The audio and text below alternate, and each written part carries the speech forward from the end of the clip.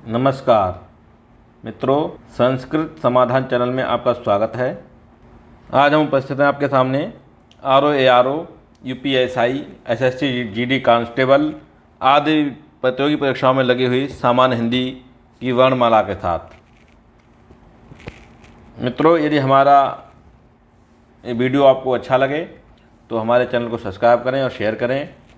पाठ शुरू करते हैं।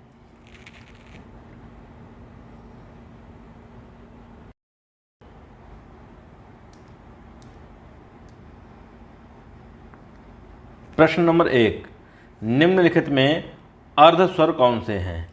तो अर्ध स्वर ऑप्शन का है या, वा, या ई, उ, या री, लरी, या आ, या ए। तो इनमें अर्ध स्वर कौन से हैं? अर्ध स्वर हैं वो है का नंबर। क्या है? का नंबर अर्ध स्वर है। खा, ई, उ अर्ध स्वर नहीं है। गा, री, लरी अर्ध स्वर नहीं है। और आ और ए ये भी अर्ध स्वर नहीं है। ये ह्रस्व स्वर है। क्या है? ह्रस्व स्वर। ह्रस्व स्वर हैं। और ये री, लरी ये भी ये ह्रस्व स्वर हैं। क्या है? ह्रस्व स्वरों में आते हैं। और आ, ए ये दीर्घ स्वरों में आते हैं। दीर्घ स्वरों में आते हैं। ठीक है, इसी प्रकार से आगे चलते हैं। अगला प्रश्न है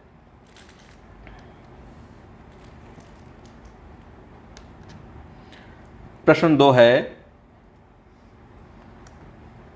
निम्नलिखित में कौन संयुक्त व्यंजन नहीं है? निम्नलिखित में कौन संयुक्त व्यंजन नहीं है? क्ष संयुक्त व्यंजन है, त्रा संयुक्त व्यंजन है, या संयुक्त व्यंजन नहीं है, या श्रा संयुक्त व्यंजन नहीं है। तो क्ष ये संयुक्त व्यंजन है। ये संयुक्त व्यंजन है क्योंकि इसमें आधा का और प्लस आधा शा और आ मिला हुआ है, तो ये संयुक्त व्यंजन है। इसी प्रकार त्रा भी संयुक्त व्यंजन है। त्रा भी संयुक्त व्यंजन है। इसमें आधा ता, आधा रा और आ मिला हुआ है। या ये प्रश्न ऑप्शन ठीक है क्योंकि या संयुक्त व्यंजन नहीं है, या अंतस्थ व्यंजन है। क्या है? अंतस्थ व्यंजन है। अंतस्थ व्यंजन है। और श्रा में आधा शा और आधा रा और आ मिला हुआ है, तो ये भी संयुक्त व्यंजन है। ठीक, तो क्या पूछा है यहाँ? निम्नलिखित में कौन संयुक्त व्यंजन नहीं है? तो या संयुक्त व्यंजन नहीं है। ठीक, आगे चलते हैं। प्रश्न 3। प्रश्न नंबर 3 है, कौन सी ध्वनियाँ महाप्राण नहीं है? कौन सी ध्वनियाँ महाप्राण नहीं हैं? तो खा, घा, या छा, झा, या ठा, ढा, या का, गा। तो देखो, प्रत्येक वर्ग का पहला और चौथा वर्ण महाप्राण होता है। तो दूसरा और चौथा वर्ण महाप्राण होता है। तो खा और घा ये महाप्राण है, अर्थात ये गलत है। खा, घा महाप्राण है। इसी प्रकार से छा, झा भी महाप्राण है, ये भी गलत है। ये भी महाप्राण है। ये महाप्राण है। ये भी महाप्राण है। महाप्राण है। ठा और ढा ये भी चौथा और दूसरा वर्ण है, ये भी महाप्राण है। महाप्राण है। का और गा ये अल्प प्राण है। ये क्या है? अल्प प्राण है। अल्प प्राण है। तो यही पूछा है कि महाप्राण कौन सा नहीं है? तो का और गा, ये जो का और गा है ये अल्प प्राण नहीं है। ये महाप्राण नहीं है, ये अल्प प्राण है। ठीक है, आगे का प्रश्न देखिए।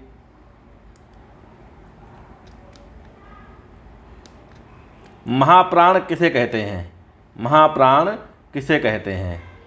ऑप्शन का है कि प्रत्येक वर्ग के दूसरा और चौथा वर्ण कहलाता है महाप्राण। अर्थात प्रत्येक वर्ग का तीसरा वर्ण महाप्राण कहलाता है। अर्थात गा नंबर है, प्रत्येक वर्ग का पंचम वर्ण महाप्राण कहलाता है और प्रत्येक वर्ग का पहला वर्ण महाप्राण कहलाता है। तो इसमें ऑप्शन ठीक है, का नंबर। क्या है? का। खा इसमें प्रत्येक वर्ग का तीसरा वर्ण महाप्राण नहीं है, वो अल्प प्राण होता है। जैसे का, खा, गा अल्प प्राण है। ठीक उसी प्रकार से प्रत्येक वर्ग का पंचम वर्ण ये अनुनासिक वर्ण होता है, ये भी महाप्राण नहीं होता है। प्रत्येक वर्ग का पहला वर्ण ये अल्प प्राण होता है, ये भी महाप्राण नहीं होता है। तो प्रत्येक वर्ग का दूसरा और चौथा वर्ण जो है वो क्या होता है, महाप्राण कहलाता है। तो महाप्राण कैसे कहते हैं, प्रत्येक वर्ग के, जैसे का वर्ग में खा और घा, का वर्ग का खा और घा ये महाप्राण है। चा में छा, चा में होते हैं छा और झा, ये महाप्राण है। तो प्रत्येक वर्ग का दूसरा और चौथा वर्ण महाप्राण कहे जाते हैं। ठीक है, अगला प्रश्न।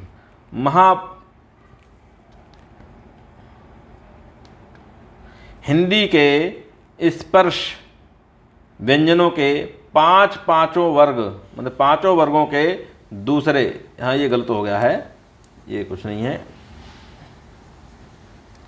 हिंदी के स्पर्श व्यंजनों के पांचों वर्गों के दूसरे और चौथे वर्ण क्या होते हैं, प्रत्येक वर्ग का, फिर वही आ गया। तो क्या कहलाते हैं, ये महाप्राण कहलाते हैं। क्या कहलाते हैं, अल्पप्राण कहलाते हैं नहीं। प्रत्येक पांचों वर्गों में दूसरे और चौथा वर्ण, दूसरा और चौथा वर्ण क्या कहलाता है, अल्पप्राण कहलाता है, नहीं कहलाता है। महाप्राण, हाँ महाप्राण कहलाता है। क्या कहलाता है, महाप्राण। घोष भी नहीं होते हैं, अघोष व्यंजन भी नहीं होते हैं। तो ये क्या कहलाते हैं, दूसरा और चौथा कहलाता है महाप्राण व्यंजन। ठीक,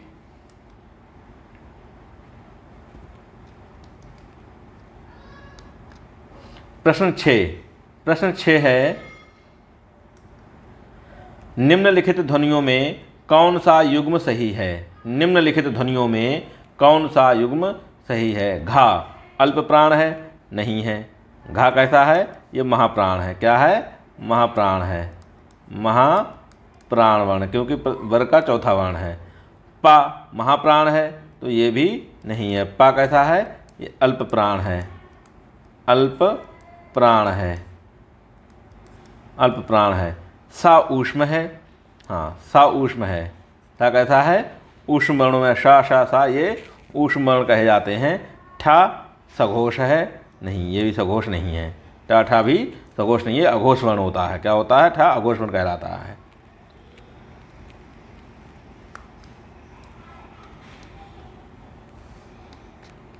निम्नलिखित में, अगला प्रश्न है, निम्नलिखित में अघोष वर्ण कौन सा है। अघोष क्या पूछ रहा है, अघोष वर्ण कौन सा है।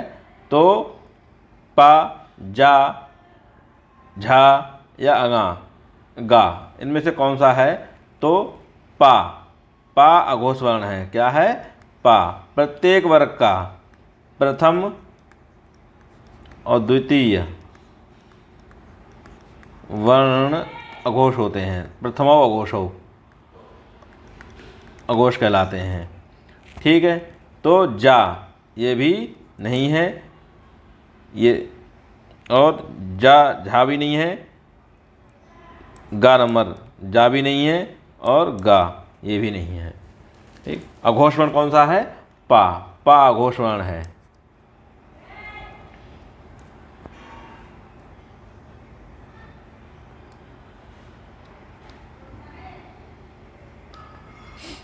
निम्नलिखित में घोष वर्ण कौन सा है।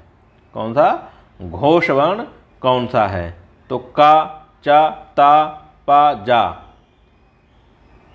का में जा है, क्या जा नहीं, का है, चा है, ता है। तो क्या है, घोष। अभी पूछता अघोष, तो अघोष में का अघोष है। का नंबर ये क्या है, का नंबर। का नंबर इसमें, तो का नंबर है वह घोष वर्ण है। जा, जा कैसा है, ये घोष वर्ण है, घोष है। का ये अघोष है, अघोष है। चा ये भी अघोष है, ता भी अघोष है। ठीक, तो ये भी गलत है, ये भी गलत है। क्या, का नंबर सही है, ये का नंबर सही है।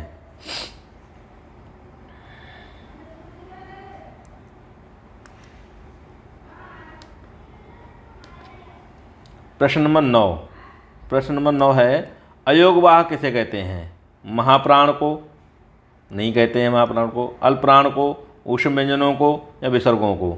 तो अल्पप्राण को भी नहीं कहते हैं, ऊष्म व्यंजनों को कहते हैं, इनको भी नहीं कहते हैं। विसर्ग को, हाँ विसर्ग को क्या कहते हैं? अयोगवाह कहते हैं। अयोगवाह किसे कहते हैं? विसर्गों को कहा जाता है। ठीक है, विसर्ग माने ये चंद एक बिंदी और ये विसर्ग, ये अयोगवाह कहलाते हैं। ठीक है, ये दोनों अयोगवाह हैं। क्या हैं? ये अयोगवाह हैं, अयोगवाह।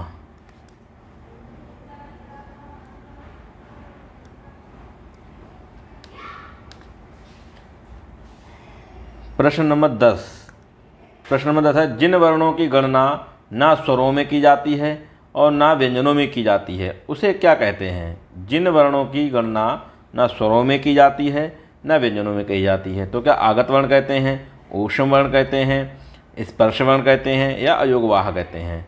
तो आगत वर्ण इसमें नहीं कहते हैं, ऊष्म वर्ण भी नहीं कहते हैं।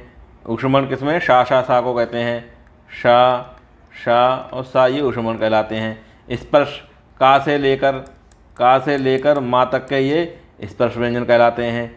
तो अयोगवाह क्या कहलाते हैं? अयोगवाह कहलाते हैं। ठीक है, अयोगवाह कहलाते हैं। अयोगवाह जिनका योग मतलब कहा तो गया है, वर्णमाला में कहा गया है। अयोग का मतलब होता है जोड़ा नहीं जाना, जोड़ा ना गया हो, अर्थात गिना ना गया हो, जोड़ा ना गया हो, अयोगवाह कहलाते हैं। कि जिनका गणना ना स्वरों में की जाती है और ना व्यंजनों में, ना तो ये स्वर है ना व्यंजन है, लेकिन फिर भी ये वर्णमाला में है, तो ऐसे व्यंजनों का कहा जाता है अयोगवाह कहलाते हैं। ये अयोगवाह कहलाते हैं। ठीक है,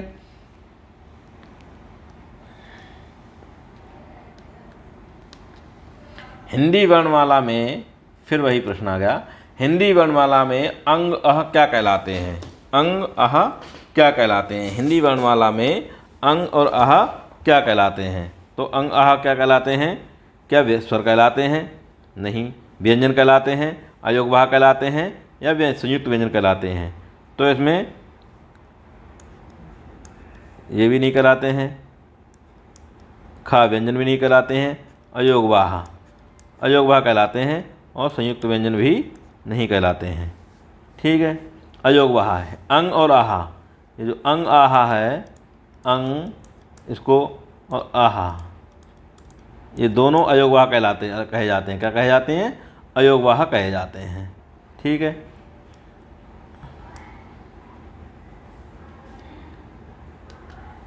ऐसे दो वर्ण कौन से हैं जिनका प्रयोग तो किया जाता है किंतु उनको वर्णमाला में शामिल नहीं किया जाता है? ऐसे दो वर्ण, जो घुमा फिरा के वही चीज़ें पूछी जा रही हैं। ऐसे दो वर्ण कौन से हैं जिनका प्रयोग तो किया जाता है किंतु वर्णमाला में शामिल नहीं किया जाता? क्या आ और ई है? नहीं, ये तो नहीं है, क्योंकि आ और ई को वर्णमाला में प्रयोग भी किया गया है। ई उ री नहीं है, का और पा ये भी नहीं है। अंग आहा है कि इनका प्रयोग तो किया जाता है किंतु वर्णमाला में नहीं गिना गया है, और ना गिने जाने के कारण इनको क्या कहा गया? अयोगवाह। क्या कहा गया? अयोगवाह। ठीक है, अयोगवाह कहा गया।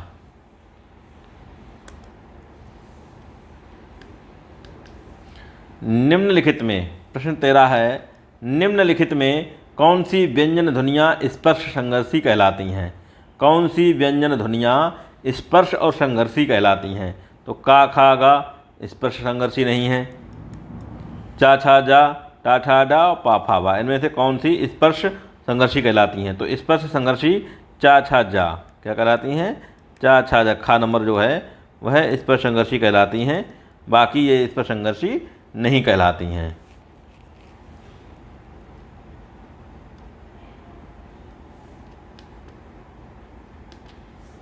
निम्नलिखित में कौन सा वर्ण स्पर्श, घोष और महाप्राण ओष्ठ व्यंजन है? कैसा है? कौन कौन से लक्षण बताए हैं कि कौन सा वर्ण स्पर्श हो, स्पर्श व्यंजनों में आता हो, और वह घोष हो, और वह महाप्राण हो, और वह ओष्ठ व्यंजन हो? तो घा कंठ व्यंजन है। कैसा है? कंठ व्यंजन है। पहले तो ये यहीं से खत्म हो गया कहानी। ठीक, छा चा छा, छा भी क्या ओष्ठ व्यंजन है? नहीं है। तो ये कैसा है? ये तालव्य व्यंजन है। कैसा है? तालव्य व्यंजन है। पहली शर्त ही खत्म हो गई। ठीक। फिर भा और माँ, कैसा? घोष भी चाहिए और महाप्राण भी हो।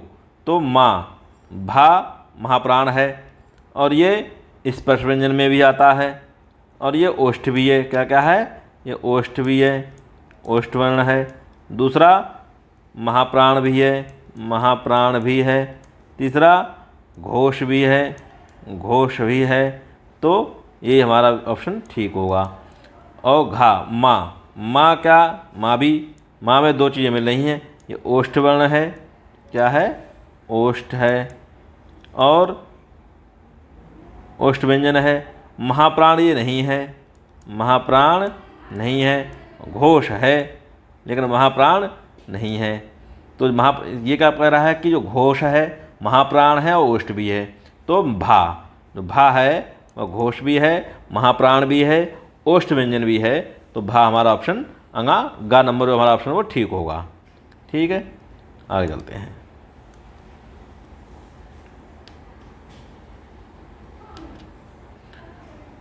व्याकरण की दृष्टि से, व्याकरण की दृष्टि से बा, बा नहीं है, ये बा है। क्या है? बा वर्ण की विशेषता क्या है? ये ओष्ठ, स्पर्श, अल्प प्राण, अघोष और निरनुनासिक है। कैसा है? ये दंत्य ओष्ठ है, स्पर्श है, अल्प प्राण है, घोष है और निरनुनासिक है। ठीक है। अथवा गा नंबर है कि ये दंत ओष्ठ है, स्पर्श संघर्षी है, अल्प प्राण है, अघोष है, निरनुनासिक है। घा है, ओष्ठ है, स्पर्श है, महाप्राण है, सघोष है और निरनुनासिक है। ये इतने इसके विशेषण दिए गए हैं कि इसकी विशेषता क्या है, ये कौन सा है इनमें से। तो देखिए का नंबर देखते हैं। ये ओष्ठ है, हाँ ओष्ठ है। स्पर्श, स्पर्श अल्प प्राण भी है। अघोष, पा फा बा, अघोष नहीं है। ठीक, निरनुनासिक भी है। तो ये अघोष नहीं है, ये खत्म कहानी। अच्छा, खा नंबर देखिए। दंत ओष्ठ है, हाँ दंत ओष्ठ है। वाह, दंत ओष्ठ भी है, स्पर्श व्यंजनों में भी आता है बा, और अल्प प्राण भी है, घोष है, घोष भी है, निरनुनासिक है। इसमें सारी शर्तें पूरी हो रही हैं। तो यही हमारा ऑप्शन ठीक होना चाहिए। दूसरा दंतोष्ठ, हाँ है। स्पर्श संघर्षी नहीं है, अल्प प्राण है, अघोष नहीं है, निरनुनासिक भी नहीं है। ओष्ठ है, स्पर्श महाप्राण भी नहीं है। तो ये भी गलत, दोनों ये सब। तो हमारा जो ऑप्शन है वो खा सही होगा कि दंतोष्ठ, स्पर्श, अल्प प्राण, घोष और निरनुनासिक इतने लक्षणों से विद्यमान बा वर्ण है। ठीक है।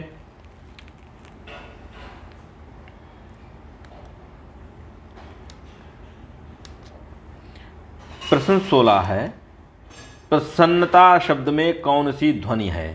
प्रसन्नता शब्द में कौन सी ध्वनि है? क्या संयुक्त ध्वनि है? नहीं है। क्या ये संघर्ष ध्वनि है? नहीं है। क्या ये युग्मक ध्वनि है? हाँ है, युग्मक ध्वनि है। ये युग्मक ध्वनि है। उपयुक्त सभी ध्वनियाँ हैं? नहीं, उपयुक्त सभी भी नहीं है।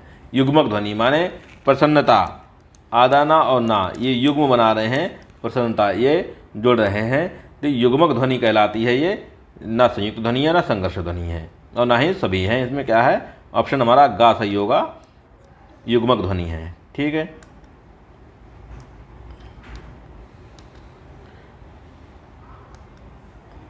अड़ा आढ़ा, अड़ा आढ़ा ये वर्णों के विषय में कौन सा कथन शुद्ध है? कौन सा कथन शुद्ध है? ये दंत ध्वनियाँ हैं। ये दंत की ध्वनियाँ तो नहीं हैं। पहला ये गलत हो गया। खा नंबर है, या मूर्धन्य उक्षिप्त ध्वनियाँ हैं। इनका प्रयोग शब्द के आरंभ में, मध्य में और अंत में किया जाता है। दोनों अघोष हैं। तो देखिए ये इनका प्रयोग शब्द के आरंभ में, मध्य में और अंत में किया जाता है। ये भी ऐसा भी नहीं किया जाता है, ये ऐसा कुछ नहीं है। फिर दोनों अघोष हैं, अघोष भी नहीं है।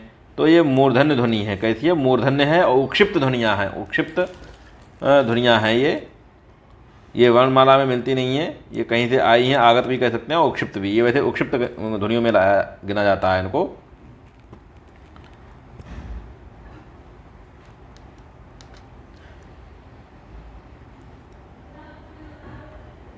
का व्यंजन के विषय में कौन सा कथन सही है? का व्यंजन के विषय में, का जो है, का एक व्यंजन, का खा गा घा में का व्यंजन है, उसके विषय में का, क्या ये अल्प प्राण है, अघोष है, स्पर्श है और कंठ ध्वनि है? या खा नंबर महाप्राण है, घोष है, स्पर्शी है, कंठ ध्वनि है, अच्छा अल्प प्राण है, घोष है और संघर्षी है और तालव्य है, ध्वनि है, तालव्य ध्वनि है। महाप्राण है, अघोष है, संघर्षी है, कंठ ध्वनि है और अच्छा, तो इसमें क्या है देखिए, का खा गा घा अंगा, इसमें का जो वर्ण है वो अल्प प्राण है, ठीक, पहली शर्त मिल गई। अघोष है, हाँ अघोष भी है। स्पर्श है, स्पर्श व्यंजनों में आता है और कंठ ध्वनि है, कंठ से ही बोला जाने वाला ये वर्ण है।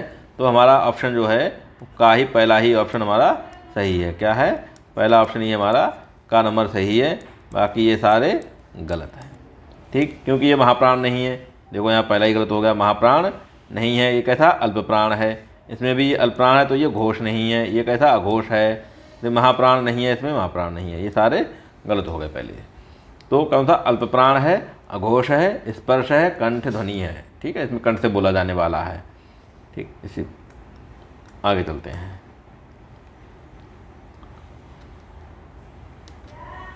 अनुनासिक व्यंजन कौन से होते हैं? अगला प्रश्न है, अनुनासिक व्यंजन कौन से होते हैं? तो वर्ग के प्रथम अक्षर होते हैं, का, चा, टा, ता, पा। प्रथम में कौन सा आता है? प्रत्येक वर्ग का पहले का आएगा, फिर चा आएगा, फिर टा आएगा, ता आएगा और पा आएगा। तो ये अनुनासिक व्यंजन नहीं है।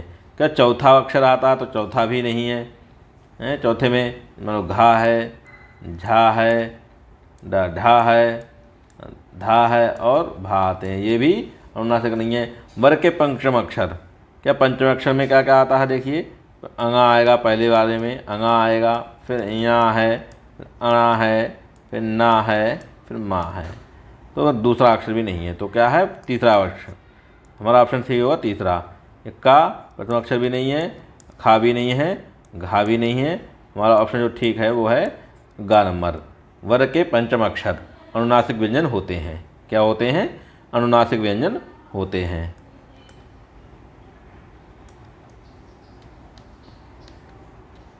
बीस नंबर देखिए, निम्नलिखित में से किसके अभाव में हम पढ़ नहीं सकते हैं?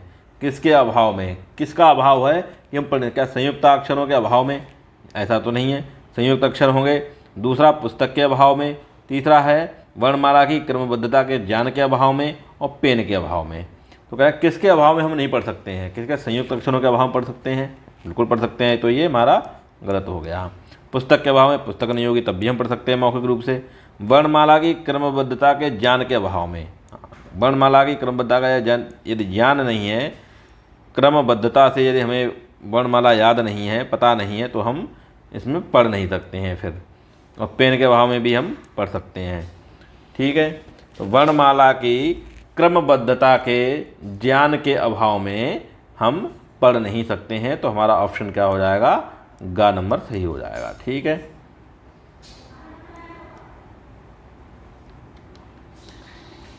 निम्नलिखित में पार्श्विक ध्वनि कौन सी है? निम्नलिखित में पार्श्विक ध्वनि कौन सी है? तो यहाँ है, रा है, ला है या चा है।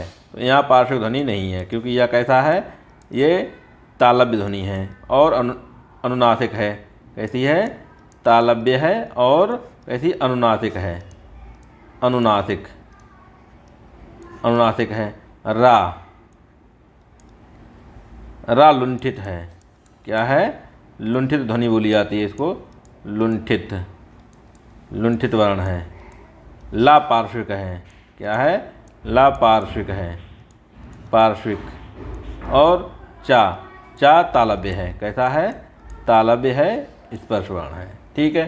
तो हमारा ऑप्शन कैसा हो जाएगा? रा लुंठित, ये भी नहीं है, घा भी नहीं है, तो पार्श्विक ध्वनि की बात तो ला पार्श्विक है, ला पार्श्विक ध्वनि है, ठीक है। हमारा ऑप्शन गा नंबर ठीक है।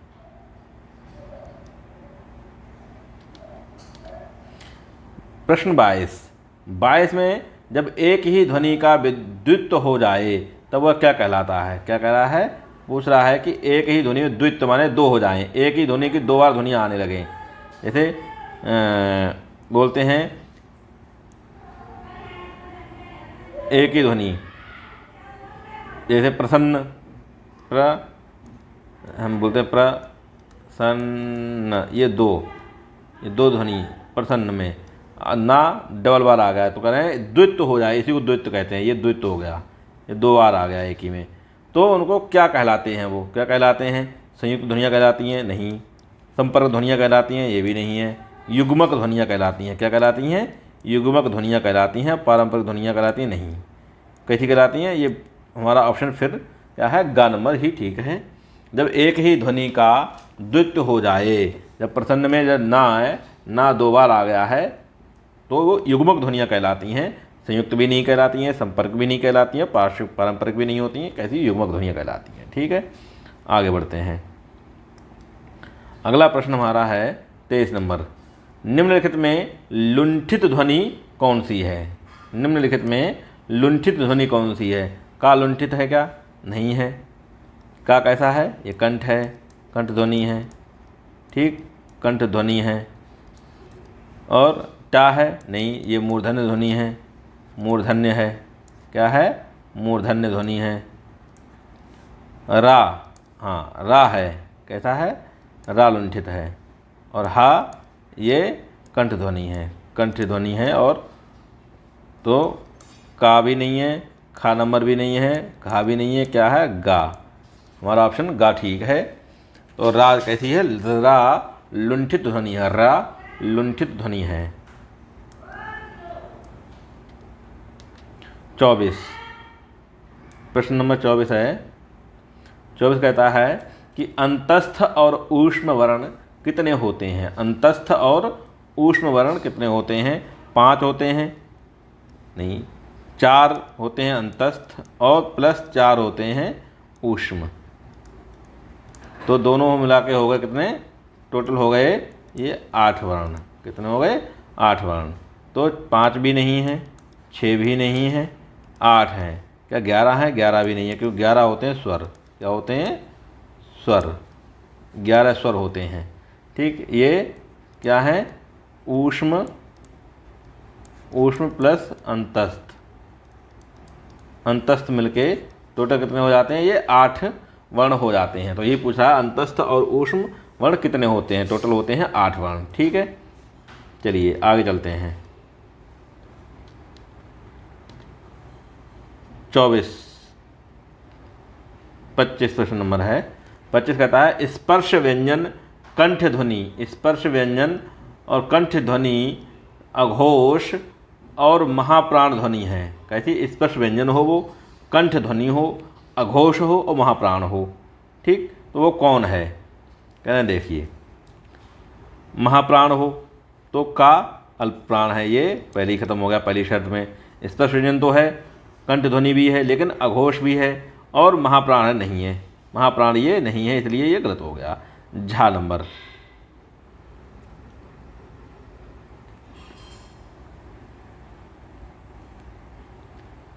झा, झा स्पर्श व्यंजन है लेकिन कंठ ध्वनि नहीं है, ये भी गलत हो गया। ये क्या है? तालव्य ध्वनि है। कैसी है? तालव्य ध्वनि है, तालव्य है। इसी प्रकार छा, छा भी गलत होगा क्योंकि ये भी तालव्य ध्वनि है, तालव्य ध्वनि है। ये घा, घा कैसा है? घा है। ठीक है, तो ये महाप्राण भी है, महाप्राण है, कंठ भी है और अघोष भी है और स्पर्श व्यंजन भी है, इसलिए हमारा ऑप्शन घा ठीक होगा। क्या होगा? घा ऑप्शन हमारा सही है। ठीक, आगे चलते हैं। प्रश्न 26 है। निम्नलिखित में काकल्य वर्ण कौन सा है? निम्नलिखित में काकल्य वर्ण कौन सा है? क्या सा है? नहीं, ये ऊष्म वर्ण है। क्या है? ये ऊष्म वर्ण है। हा है? हाँ, हा काकल्य वर्ण है। क्या है ये? काकल्य वर्ण में गिना जाता है, काकल्य में, काकल्य वर्णों में इसको गिना जाता है, काकल्य है। या अंतस्थ है। क्या है? अंतस्थ है। ठीक, अंगा ये अनुनासिक भी है और कंठ भी है, अनुनासिक भी है अनुनासिक भी है और कंठ ध्वनि भी है। कैसी है? कंठ है। ठीक है, तो ये भी हमारा गलत है और ये भी हमारा गलत है। ठीक, हमारा ऑप्शन कौन सा? खा नंबर हमारा ऑप्शन सही है। क्या है? खा ऑप्शन हमारा ठीक है। हा कैसा है? हा काकल्य वर्णों में आता है। काकल्य वर्ण कहा इसको? हा को कहते हैं। ठीक है, आगे बढ़ते हैं।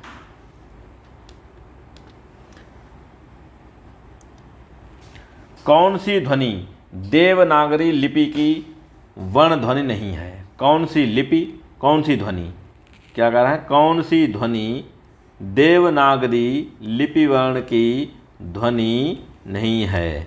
तो मूर्धा ध्वनि, हाँ ये तो है। मूर्धन्य वर्ण आते हैं, कौन कौन से आते हैं? टा है, ठा है, डा है, ढा है और अणा है। ये मूर्धन्य में आते हैं। कंठ ध्वनि, कंठ ध्वनि भी देवनागरी में आती है। का है, खा है, गा है, घा है और अंगा है। ठीक, ग्रीवा ध्वनि, ग्रीवा ध्वनि इसमें नहीं आती है, ये नहीं आती है, तो यही हमारा ऑप्शन ठीक है। ठीक, दंत ध्वनि ये भी आती है। दंत ध्वनि में ता आता है, था, दा, धा और ना, ये सब दंत ध्वनि में आते हैं। तो कह रहे कौन सी ध्वनि देवनागरी लिपि की वर्ण ध्वनि नहीं है? तो ग्रीवा, क्या है? ग्रीवा, ग्रीवा ध्वनि नहीं है। ग्रीवा हमारे यहाँ हिंदी में ग्रीवा ध्वनि नहीं है। ठीक है, आगे चलते हैं। 28, प्रश्न नंबर 28। प्रत्येक शब्द की वर्तनी को क्रम से, ये यहाँ है क्रम से, ठीक, क्रम से अलग अलग दिखाने पर, दिखाना क्या कहलाता है? अलग अलग दिखाना क्या कहलाता है? क्रम से दिखाना, संधि विच्छेद कहलाता है? नहीं, संधि विच्छेद नहीं कहलाता है। समास कहलाता है? नहीं। वर्ण विच्छेद, हाँ वर्ण विच्छेद कहलाता है, वर्ण का संयोग भी नहीं कहलाता है। जैसे मान लीजिए शब्द है नीरज, नीरज, इसकी वर्तनी करनी है तो वर्तनी आधा ना, धन ई, बड़ी ई, धन आधा आधा रा, धन आ, धन आधा जा और धन आ, इस प्रकार से वर्तनी होगी। तो इसको अलग अलग करना कहते हैं वर्ण विच्छेद। वर्णों को अलग अलग कर देना, वर्णों को अलग अलग कर देना, वर्णों को अलग अलग कर देना वर्ण विच्छेद कहलाता है। तो प्रत्येक शब्द की जो वर्तनी को अगर क्रम से अलग अलग करेंगे, दिखाएंगे, तो उसको क्या? वर्ण विच्छेद कहलाएगा। क्या कहलाएगा? वर्ण विच्छेद। तो हमारा ऑप्शन क्या हो जाएगा? ग नंबर सही हो जाएगा।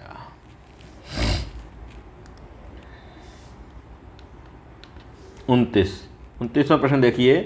हिंदी वर्णमाला में छ से डा के बीच, छ से डा के बीच में कौन सा अनुनासिक वर्ण आता है? तो छ नंबर आ गया। देखिए छ, पहले देखो अंगा आता है, क्या? अणा है, या है, माँ है, क्या है? तो देख लीजिए, छ, जा, झा, या, टा, ठा, डा और ढा, पर नहीं, ढा नहीं, डा तक के बीच की बात है। तो इसमें कौन सा अनुनासिक वर्ण आता है? तो चा, छा, जा, झा, या, ये अनुनासिक वर्ण इसमें आता है। क्या है? या। अंगा है? नहीं आता है। अणा भी नहीं आता है, माँ भी नहीं आता है, क्या आता है? या। द ऑप्शन हमारा ग नंबर सही है कि हिंदी वर्णमाला में छा से लेकर डा के बीच में कौन सा अनुनासिक वर्ण आता है? या आता है। क्या आता है? ये या आता है इसमें, ये। ठीक, तो ऑप्शन ग हमारा सही हो गया। 30वां आज के सेशन का अंतिम प्रश्न। आधा पा धन रा का रूप होगा। पा प्रा होगा या रुपा होगा, प्री होगा या पर होगा। तो देखिए आधा पा, धन आधा रा और धन आ, ये सब मिलकर बनता है प्रा। क्या बनता है? प्रा। और आधा रा और प्लस पा, आधा और आ मिलकर बनेगा ये। और पा में पा, आधा पा और री, ये जब लगेगा तो बनाएगा प्री। ठीक, और पर, पा और आधा रा, इस प्रकार से बनेगा पर। ठीक। तो हमारा जो ऑप्शन इसमें होगा ये का सही होगा। क्या होगा? का ऑप्शन हमारा ठीक होगा। ये भी नहीं होगा, ये भी नहीं होगा, ये भी नहीं होगा। ठीक। तो आज का सेशन यहीं समाप्त करते हैं। 30 प्रश्नों की श्रृंखला है। कल आपको आगे की 30 प्रश्नों की श्रृंखला वर्णमाला से ही मिलेगी। अभी वर्णमाला के कई पार्ट आने हैं, कई प्रश्न आएंगे। तो आपको वीडियो हमारा अच्छा लगे तो प्लीज़ सब्सक्राइब करें, शेयर करें। धन्यवाद।